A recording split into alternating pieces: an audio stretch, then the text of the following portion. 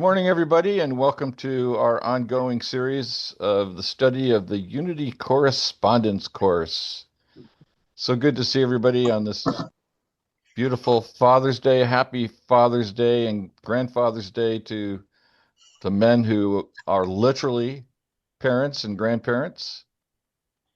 We honor you, and in fact, we'll have a daily word about you. So we'll reserve that for a second. Christine, welcome. Let's see, here comes Sydney. We'll welcome her. So I invite everybody, as we do every Sunday morning, just take a moment to sit back, sit in, go inside with the powerful gift of focus that the human consciousness has. Let's focus on that inner feeling state. Because we know where two or more are gathered, that I am state presents itself. It presences itself in the feelings, in the thoughts, the intuitions, body, mind, soul, and the individualized versions of the allness of God. We are the eachness of the allness, as Eric Butterworth says. Let's breathe that in.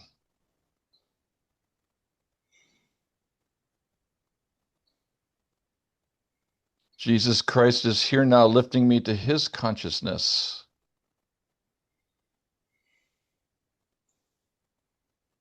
And in that state, I'm going to bring up today's daily word, and I'd like to invite anybody who feels so moved to read that out loud for us, with us. I'll do it. Thank you very much. Blessing for fathers. I celebrate fatherhood and bless all fathers today. Sunday, June 21st, 2026. Today I bless my father and give thanks for the part he played in my life. I also bless those who showed me fatherly love, who taught and guided me, who led by example by demonstrating the divine attributes of strength and wisdom. The love and support I received from all the father figures in my life helped me become the person I am today. I am grateful for those special ones who saw my potential and encouraged me to reach high and pursue my dreams. I am also thankful to them for the encouragement they provided during times of disappointment and discouragement. I bless the world's fathers and pray they know the support and guidance they have so lovingly shared with me. The righteous walk in integrity. Happy are the children who follow them. Proverbs 27. Thank you, John. I celebrate fatherhood and bless all fathers today. Let's say that together. I I celebrate celebrate fatherhood fatherhood and bless and all bless Bless our all fathers fathers. fathers today. today. Cool. Before we move on to the text, I just open this up. Let's just open this up for anybody who would like to have a reflection or reminiscence about fatherhood. Maybe there's something that you've experienced with your father, or maybe there's something you've experienced as a father that might come to mind today.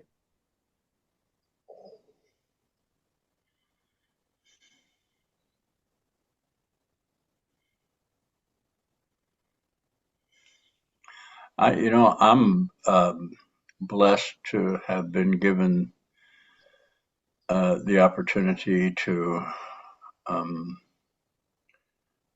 uh, repent and become the father I am today.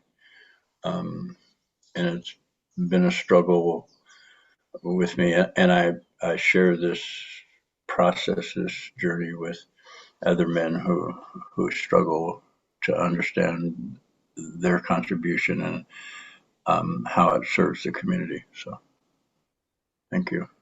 Thank you, John.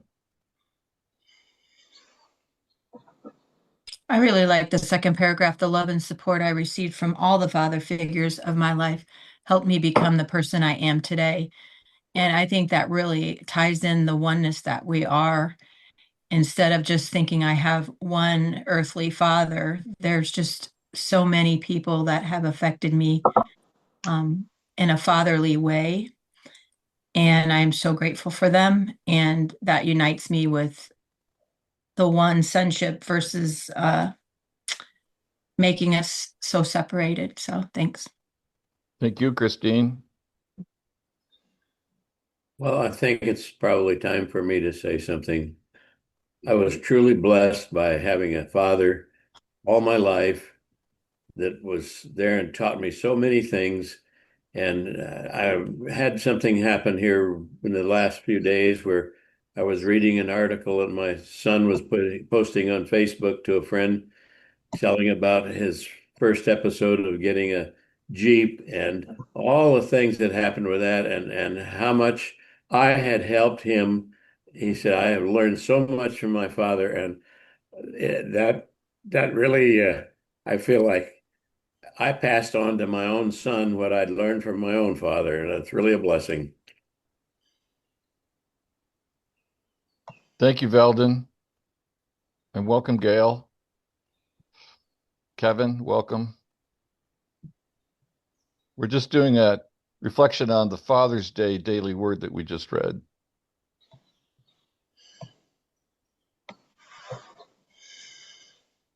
I'll say something. Yeah, go ahead, Dick. While we were reading this, I was thinking about my dad, and of course, I grew up in a more than a pretty dysfunctional home. So my parents dropped the ball in a lot of ways, but my dad also really was helpful in many ways through the dysfunction. And of course, until I started healing emotionally, I didn't realize that or wasn't able to see it, but I am now. And was rethinking about that again while we were reading the deal. So I'm grateful to that part of my relationship with my father. Cool, thank you. I'd just like to share that I think the turning point for me into adulthood was the day I decided that I was just like my old man, whom I had hated for most of my teenage years and early 20s and struggled against and fought against. And I just had the grace one day to realize that I actually was just like this guy. And once I was willing to be like my father, everything changed. And then we became very close all the way to the end of his life.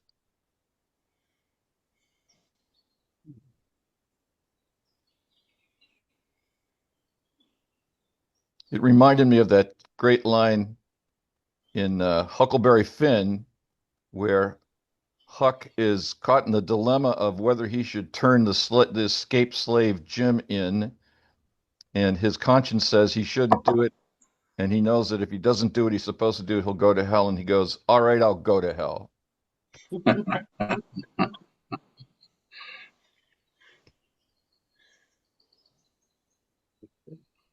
This is not the same thing as what you guys are talking about with your father, but my father worked his entire career for Kaiser Engineers. So, a couple layers down from Henry Kaiser, but there was a lot of things that my dad said. And then, 30 years ago, I read a biography of Henry Kaiser and I realized, oh, all that stuff just came channeling through my father into me, work hard. And it was funny to have that realization, like, oh, he was just channeling Henry Kaiser.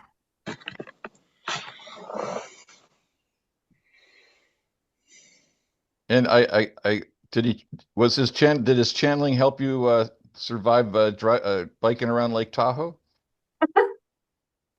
Yeah.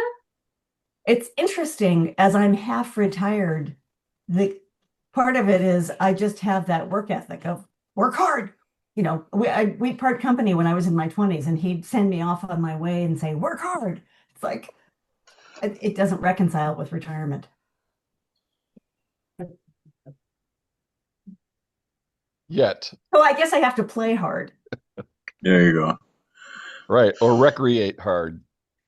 And I'm going to comment, I was going to put it in the chat, but I'll just tell you, in the room next door, my bathroom is getting remodeled and it's intermittently very noisy. So I'm probably going to spend most of the hour on mute. Okay. My experience with Zoom is I hardly ever hear extraneous noises that people think are annoying, but Okay. whatever works. Okay, anything else that anybody would like to share? Well, I'll just add that Yeah. my father and I had an interesting and complicated relationship for the entire time that he was alive. And yet, the best part about life with Dad is his adventuresome spirit. He was a total adrenaline junkie in every which way: motorcycles, Vietnam vet, firemen, and we did some amazing, crazy travels together. And and those are the things that I carry when I think about that. And I also say that reconciliation in all ways with him, both in as at the end of his life, but also kind of the continuous reconciliation that's occurred for me over the last 6 years since he's been gone. It has allowed me to have really different relationships with all kinds of people, not wanting things from them the way that it's like I get it all from my father and from my father. Um, and that has really bounced out a lot of relationships that were strained. So I'm really grateful. Thanks, Gretchen. Well, as we are an informal group here, if anybody has anything else that comes up, we can certainly share that. So let me move us to today's text. Give me a second here.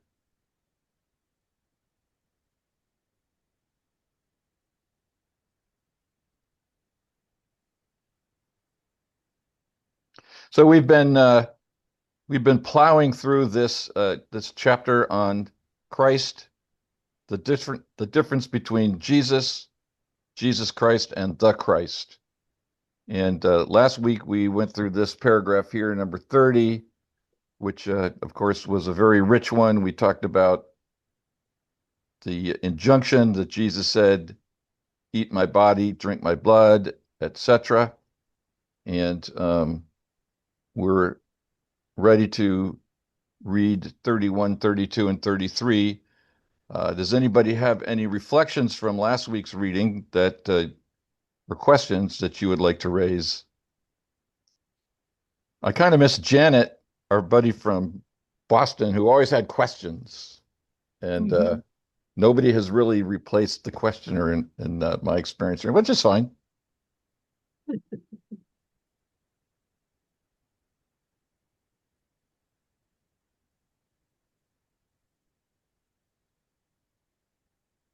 Okay, well, who would read these three paragraphs, 31, 32, 33?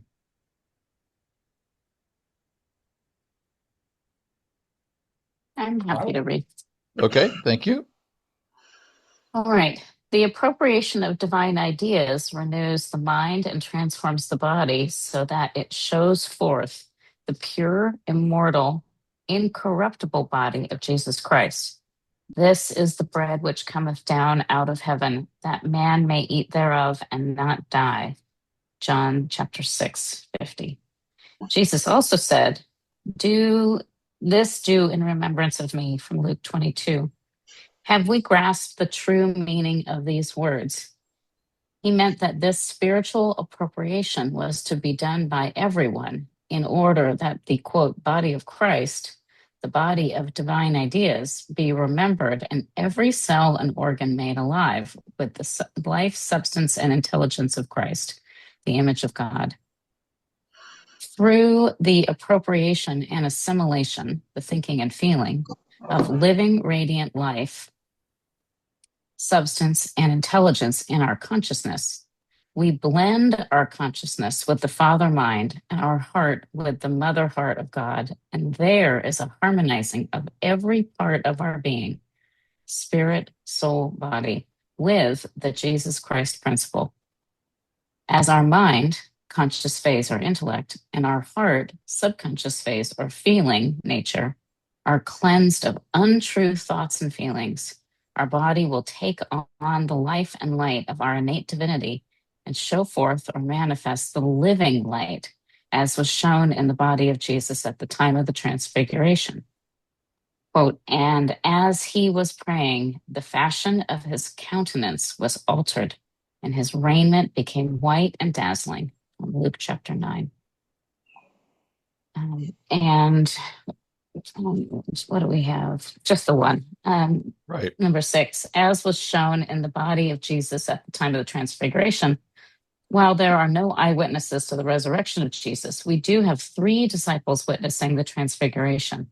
The transfiguration may have affected the 3 disciples who witnessed it more than we know. And I will just add on that the 3 disciples are Peter, which is faith, James, which is wisdom, and John, which is love. Thanks, Gretchen. As usual, there's just a couple minor points in these paragraphs. Thoughts, reactions, insights, disagreements.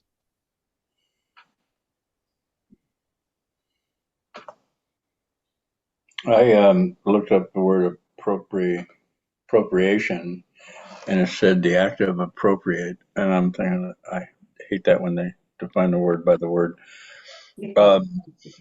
Appropriate, to take possession, to take exclusive possession of, to set apart for, or assigned to a particular purpose or use.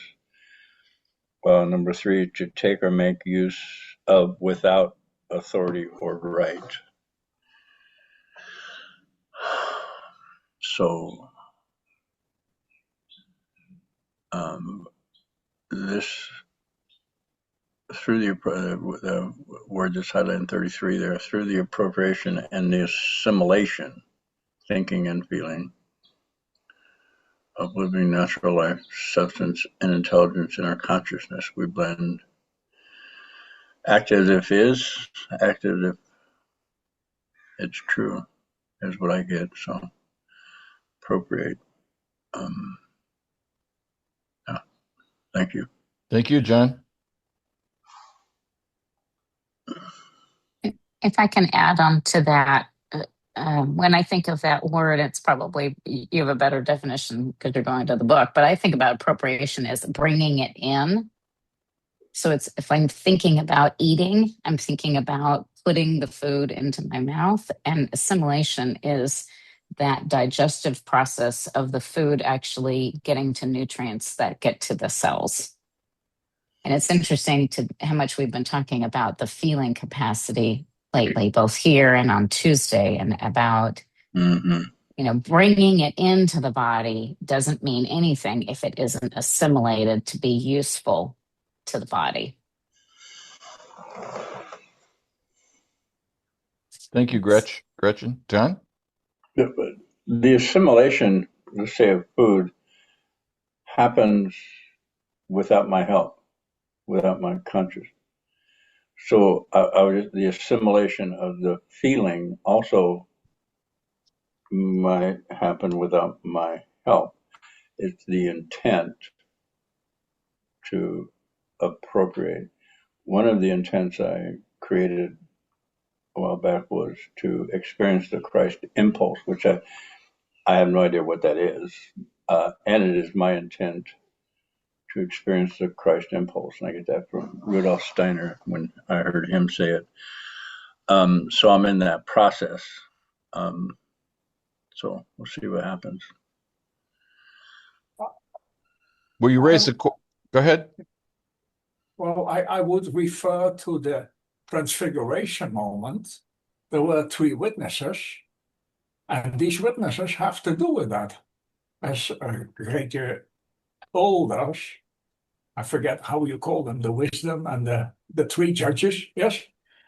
But what I think the way to it is that in the moment, we can choose our point of view, our perspective. So every moment we get caught in let's say, the awareness of our five senses, we can recall the perspective of the Christ. And by doing that, we are assimilating. We are massaging in the message that is there. And I would like to refer to the walls of Jericho, because the music that movement makes is the way things change within us, is my idea. Thank you. Thank you.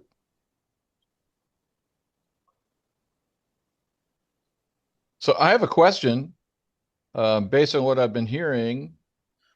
Is this appropriation and assimilation something that must be done consciously and affirmatively?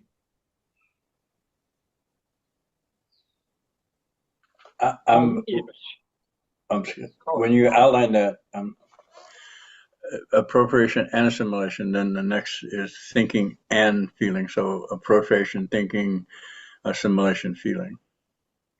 Just a thought I had. Right. Thank you.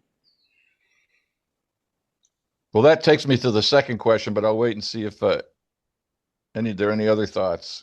Yeah, there was somebody else trying to talk. I don't know who. I don't think it actually requires consciousness. I think it is probably more powerful when it is in consciousness. But I think there are lots of times when I'm doing coaching with people and something amazing will happen, and we'll talk about what led up to that, and they will not have any conscious idea about what their success was. And we can deconstruct that and bring things, they'll elevate pieces that are part of consciousness for them. But it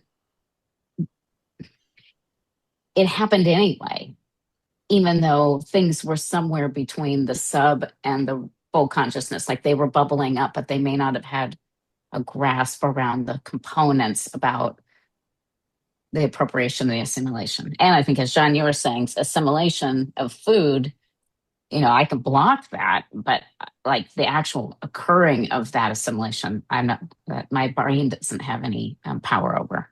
Right. I would like to add the idea of intent, because if we go to a gathering of kindred spirits, we have an intent, and that intent loosens up all kinds of potentials within us that we even cannot imagine that are there. So yeah, we could say unknowingly, but there was a start there. The start is that I switched on my computer, I dialed in to this Zoom meeting, and I participate fully. That's my intent, and not knowing what will come, but there is an intent. Thank you. Thank you, Leo. Dick? Well, I was thinking about, talking about assimilation. I was thinking about the Gospel of Thomas. I read that once. And this might not be an exact quote, but it's pretty close. And he made the statement, if a man eats a lion, the lion becomes a man. If a lion eats a man, the man becomes a lion. And how I take that is, that's just naturally assimilation.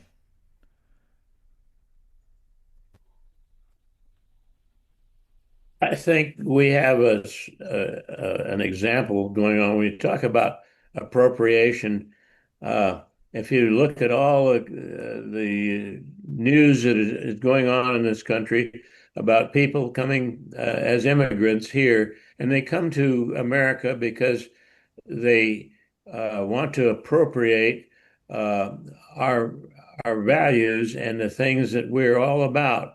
And once they assimilate, and they essentially are absorbing and becoming an American, and I don't think there's much difference between that, except that it's an example of what they're talking about with Jesus.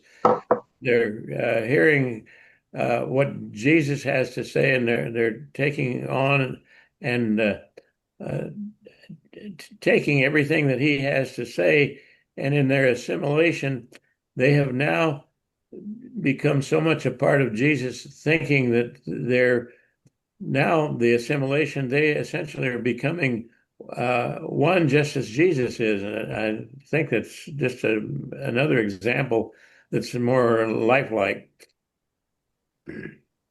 Okay. Thanks, Veldon. Thanks, Dick. What I noticed was the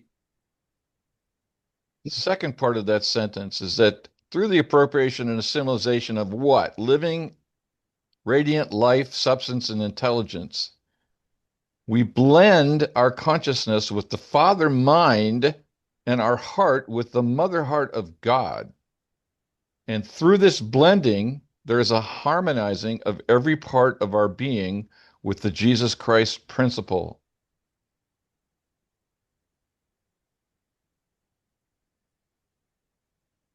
Now, it's not said here explicitly, it's implied. And this is a principle in the intentional living work that John and I do, which is every thought has a corresponding feeling. That thought and feeling are essentially two words for a single activity.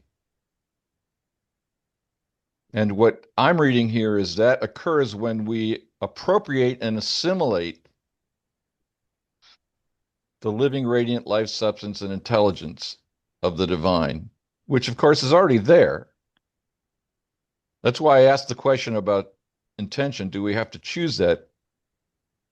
Because if it's already there, does it make any difference? Well, according to this, yeah, because we have to consciously do this for it to have that value in the conscious mind.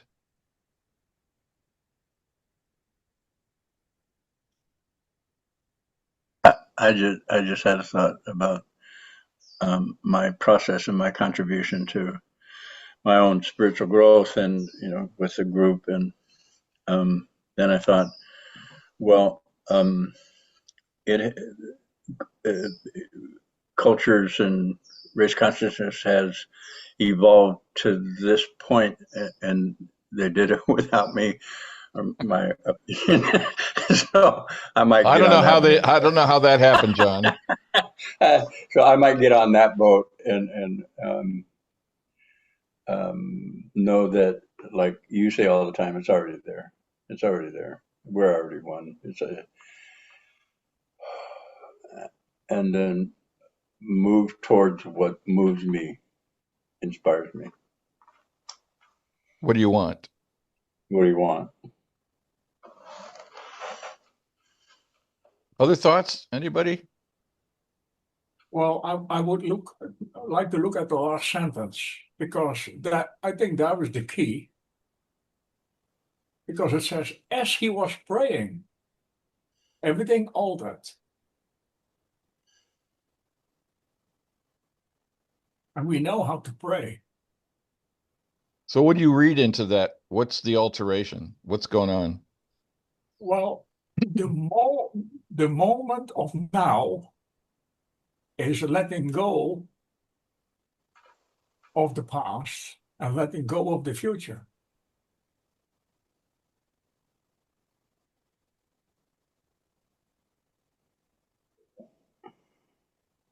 And therefore, No conclusions. No, because that is different for everyone.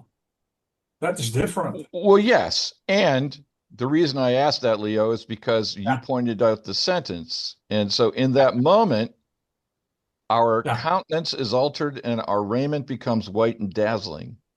definitely.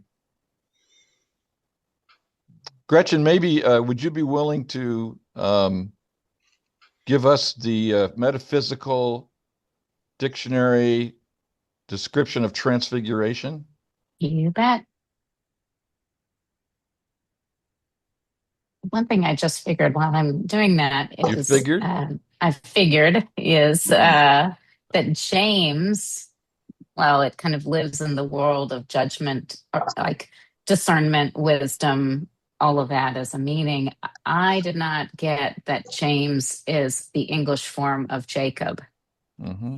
And I think that's pretty profound here to consider that a set of brothers are there, love and whatever you want to call it, wisdom, discernment, judgment, AKA the supplanter is present in all of that. So I'm putting that just over here for a moment. Transfiguration.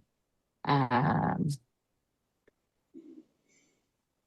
I'm just giving a description of the actual event. The Christ body is a transfigured one. We perceive it when we ascend into a higher place spiritually and into the secret place of the Most High when we lift up our thoughts. The apostles of Jesus represent the faculties of spiritual man. When we lift up our faculties, we behold spiritual reality and we see the body as it is in truth, refined, vitalized in every cell, quickened and harmonized in every function, transformed in the body of living luminiferous energy, beautiful, strong, whole, young, eternal, incorruptible, a true center of divine energy. That's from MBD. And then the revealing word, which is just a little bit more. Transfiguration is a supernatural change of appearance that takes place as one experiences the full flow of divine power through his being, a lifting up of the soul that electrifies the body, causing it to shine. An example held before every follower of the Christ of the glory it is possible to experience through habitual uplift of life and thought. Thanks, Gretchen. By the way, only Charles Fillmore would use a word like luminiferous. Luminiferous, that was so great.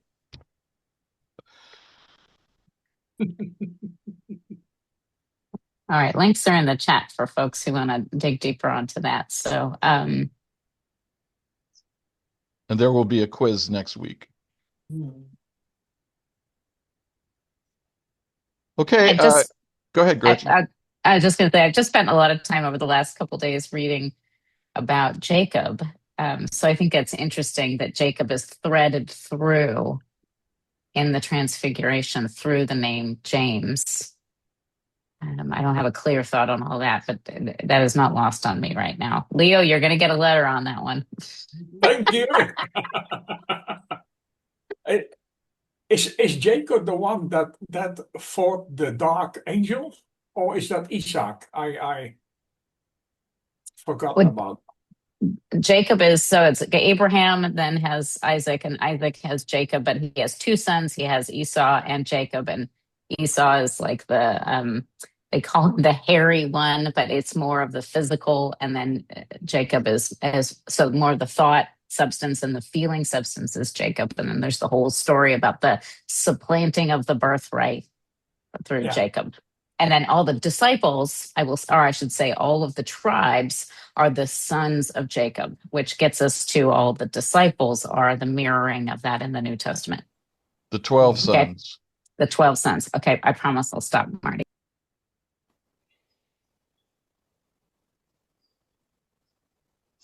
Okay, we've come to the end of this chapter. Any last thoughts before we move on? Well, what I can say is this has deepened me so much. It is a skill that is unprecedented for me. This whole chapter. Okay. I think. Can you say more about why, or what's the insight there? The insight is that I'm close. Okay.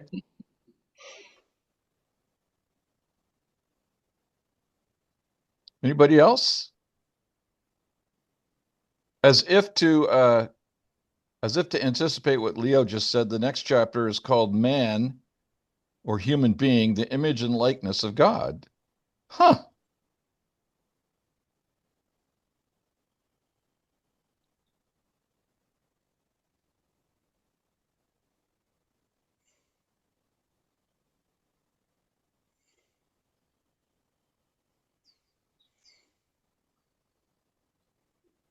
Who would be willing to kick us off? Kick off, not kick us off, as in the island, and start reading the introductory. Yes, Stella, thank you. The introduction to Fillmore Wing's Lesson 7, The True Character of God, discussed the Fillmore beliefs about theology and the systematic study of God. This lesson, Man, the Image and Likeness of God, discusses the Fillmore beliefs about cosmology, the study of the origin, operation, and fate of the universe, and ontology, the study of the structure and components of the universe. It's likely that the Fillmores placed this discussion here because it was necessary to explain where humanity fits into these origins, operations, structures, and fate of the world we inhabit. As we saw in Lesson 7, the variety of terms Fillmore teaching. Should be variety of terms in Fillmore's, yeah, can be overwhelming. So again, I offer a way to begin our study by placing them in ordered sentences that show how they are related. God, mind. Human beings cannot fully know God any more than a dog can fully know a human being. Woof. But we and dogs can know something of the mind of God, the nature and will of God, through God's actions and creations. The realm of God's actions and creation are the cosmos. A study of the cosmos reveals God's providence.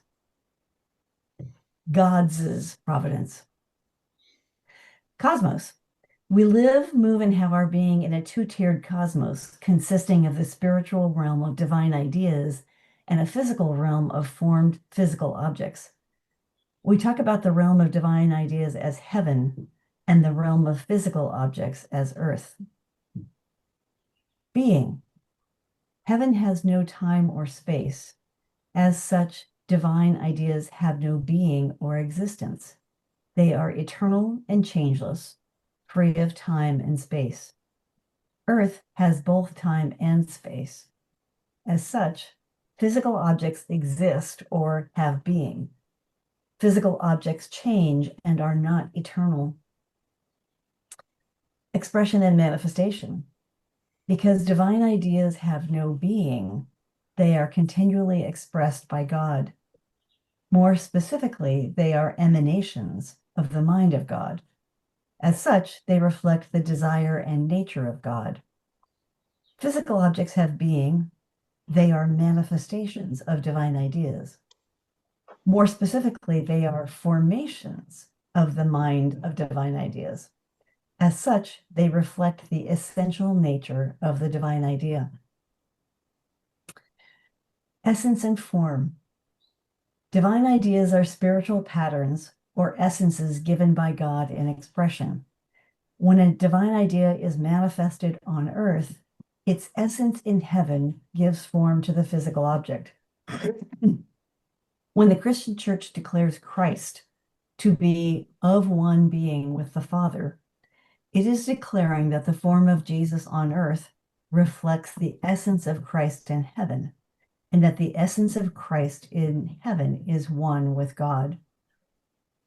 Christ, the ultimate divine idea, continuously expressed by God, is the spiritual human being, the Christ. It is the ultimate divine idea because the spiritual human being is created in the image and likeness of God. The Christ, or spiritual human being, is the image and likeness of God because the mind of the spiritual human being is one with the mind of God. Okay, let's take a pause. That's a lot. Yeah.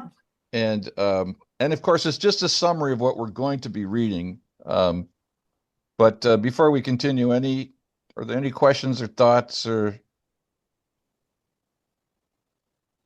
I like this as a summary. It kind of sets a good context for what's to come. Okay.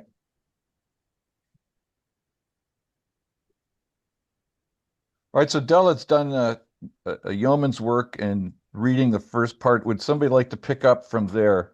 Give her a rest.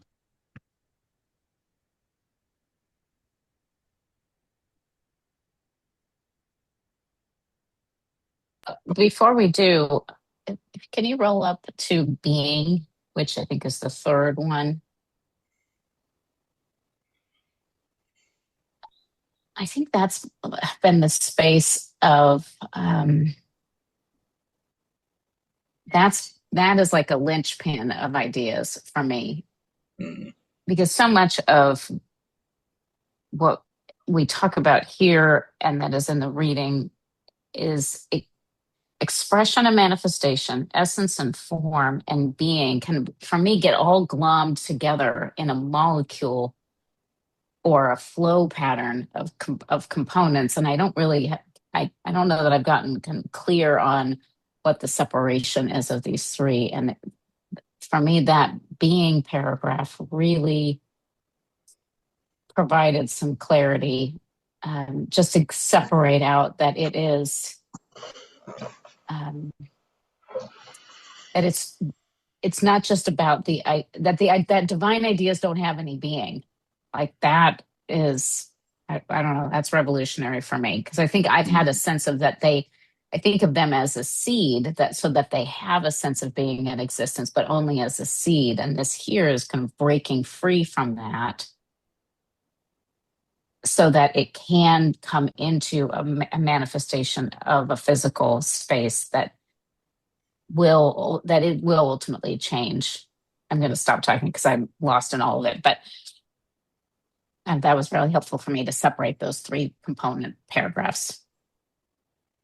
Well, I think, Gretchen, if I might, you put your finger on what all of this stuff is all about. From the very first sentence we read in the very first lesson, this is about consciousness, perception, and experience. And because the mind is designed in a certain way, it grasps things, and then the grasping is assumed to be real or absolute. And what we're being offered here is this is not absolute, but it's within the absolute reality. So it's not absolute and it is. And the challenge always is the conceptual mind cannot grasp this. And ultimately, we are invited to return to feeling rather than mere thinking. And that's part of what I pointed out in that blending paragraph in the last paragraph. Blending of the father mind and the mother heart Right. is the doorway to the wisdom that we can access because we're actually emanations of divine mind. Yes, well said. And I will go just a bit into what has come to me this week about Jacob, is that Jacob has more connectivity to the mother heart feeling world. And that is the supplanting, is that we move out of the conscious thinking space and the space that grasps for anchoring, and move into the more ethereal, fluid feeling space, and that is what is leveraged in order to give us a new experience. Well, and it's very interesting, Gretchen. When I heard what you just said, I leaped back to Father's Day and the traditional role of the father versus the mother. Mm-hmm. And the father, the masculine energy is all about getting stuff done, and the feminine energy is all about connecting and cohering. And you can have one without the other, but it doesn't make any sense. Yeah. Yeah. Okay, Della, where did we leave off? I'm sorry. Does anybody remember which was the last You paragraph did Della read? Christ, right? I don't think you did Spirit. Right. Okay, thank you. Who would pick up and read the paragraph starting with spirit?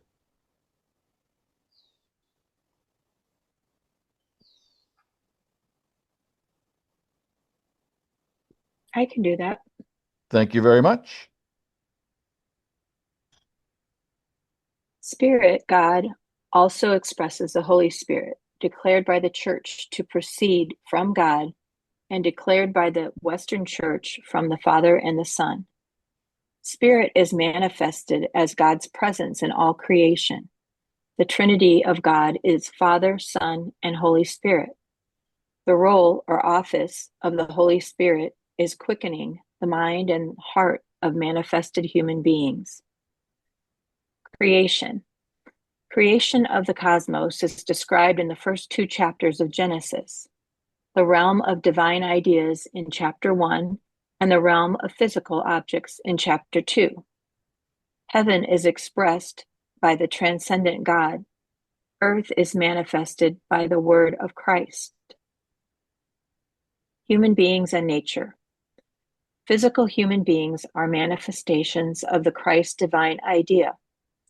As such, we share the essence of Christ and the essence of the Spirit, which proceeds from the Christ. The good news of the gospel is the revelation that the essence of Christ carries into our form as the inner Christ. We are, by nature, a trinity of human beings, spirit, soul, and body. When theologians speak of the law of nature, they are not speaking about a cruel Darwinian survival of the fittest.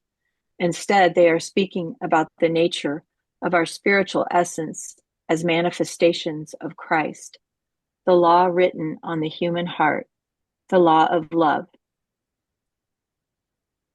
Oneness. God is inseparable from God's divine ideas, and the spiritual human is inseparable from its manifestations. We are one with Christ as Christ is one with God. Wholeness.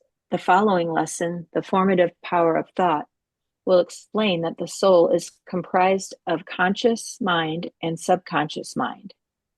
When conscious and subconscious mind are in harmony, perfectly aligned, and when the soul and body are in harmony with God mind, the human being is said to be whole.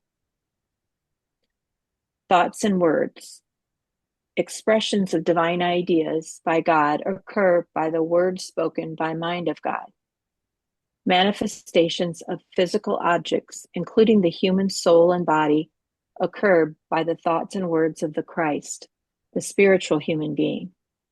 God has empowered the nature of all human beings with the ability to transform human experience and conditions by means of our thinking and speaking. The fall of human beings and evil. The fall of human beings occurs when the soul and body has lost conscious awareness of the spirit. The trinity of human beings is broken, and the ability to transform experience and conditions into a greater good is disrupted. Human beings then do not perceive the will of God. Evil is the frustration of will of God by the thoughts, words, and actions of fallen human beings. Okay, thanks, Christine. Let's pause there and see if there are any reflections, thoughts, comments, criticisms. Well, I was going to comment that it very much looks like Charles Fillmore's statement of faith, but I see it's being addressed in a next paragraph. Okay. Leaping ahead, huh, Leo? No, I I looked it up. Okay. I think Cool. Anybody else? Anybody lost? I want to say that the reading of this has correlated something in me about my experience, and then now hearing this validation. And I'm not yet able to put it into words. Okay, fair enough.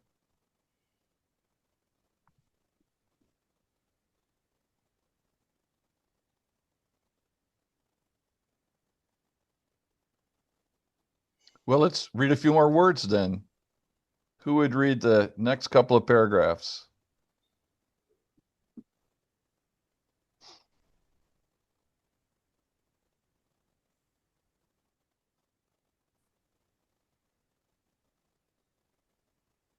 Okay, well, I'll read it. As you read Man, the Image and Likeness of God, consider its pneumatology.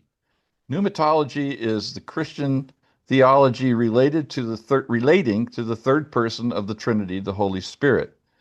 The Fillmores affirm the Trinity of God, Father, Son, and Spirit, and assert the existence of an inner Trinity of man, spirit, soul, and body. Like the Holy Spirit, which is God in expression, we are also to be God in expression through spirit as soul and body. They declared that we are not depraved or separated from God, but through spirit are God's beloved creation in expression.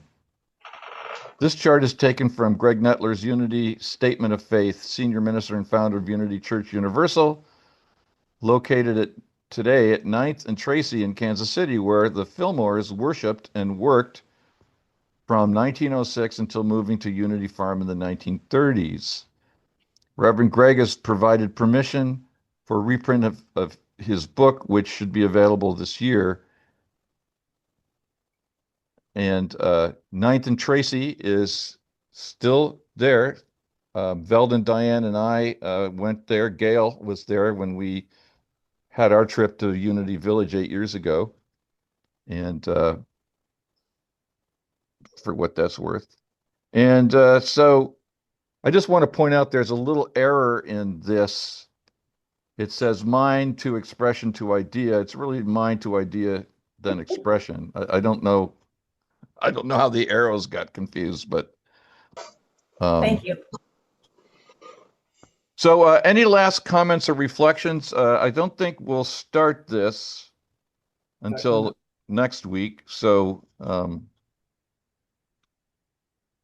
any thoughts, questions, ideas of what was presented to us as summary by good old Mark Hicks?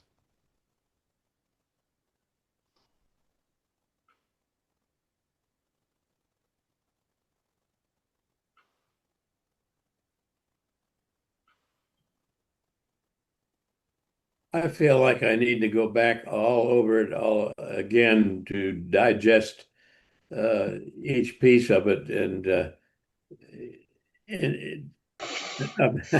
appropriate all that's been said.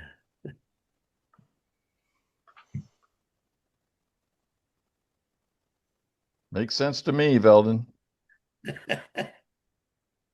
Again, We've got to get organized.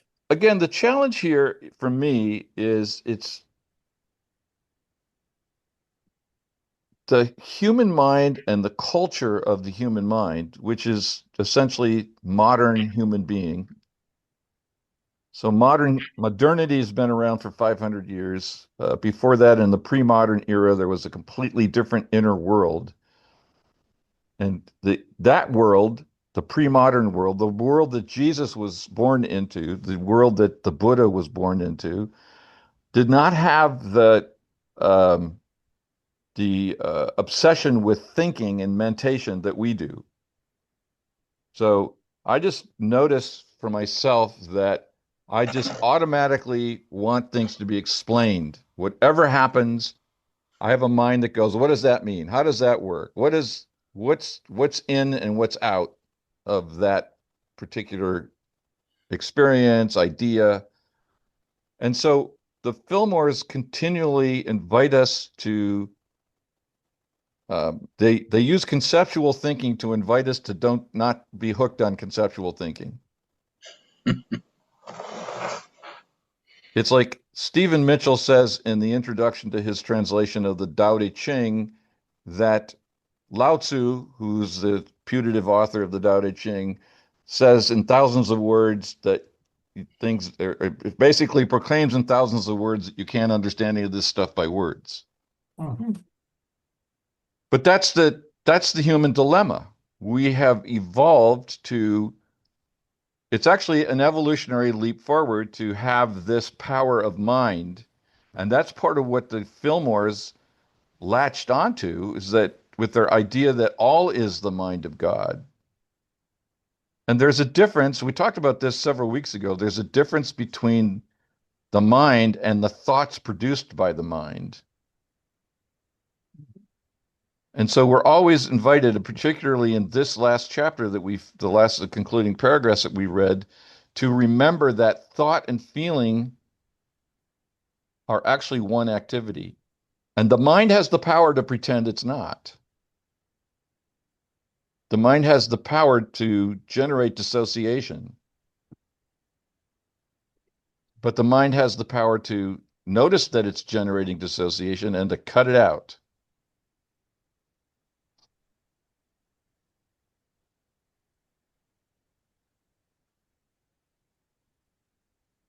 Absolutely. I mean, I think that this has also been proven in realms beyond metaphysical Christianity that the basis of rational emotive therapy is that thoughts produce feeling experiences. And that if you're having a feeling, you need to get behind what's the thought generating that feeling and change the thought, the feeling changes. The interconnectivity of those things. And oftentimes what people can get stuck in is wanting to change the feeling as opposed to changing the thought. Yeah. And you notice that in that summary that this is, I think, back in the part that Della was reading, we are promised that we will talk about in this upcoming chapter, aligning the subconscious with the conscious mind, that what you just said, Gretchen, shows up to me or can be expressed as disharmony. There's a disconnection between my feeling body and my thinking mind. And the key to appreciating that and to changing that is in the subconscious. It's not in the conscious mind. Right. Right. And what I give all praise and credit to John for teaching me how to access the subconscious mind, which I had no idea how to do from all the Unity work I was in. We didn't have that much conversation about accessing the subconscious.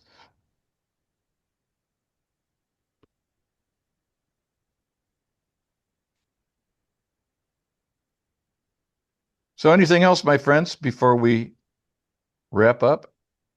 Yes, I would like to ask to include Lillian in our prayer. Is she Okay. okay? Anybody know? Do we That's a have an good update on Lillian on how she's doing? that's a good question. I was hoping she'd be here today. Did she go to Greece with Claudia? I don't know. It's a good question. Our friend Claudia went to Greece, and she's coming back next week, I think. She'll be back next week. We'll see if we can research that, Leo.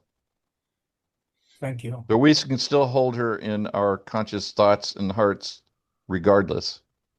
And same with John's daughter, Andrea. Yeah, thank you. Thank you.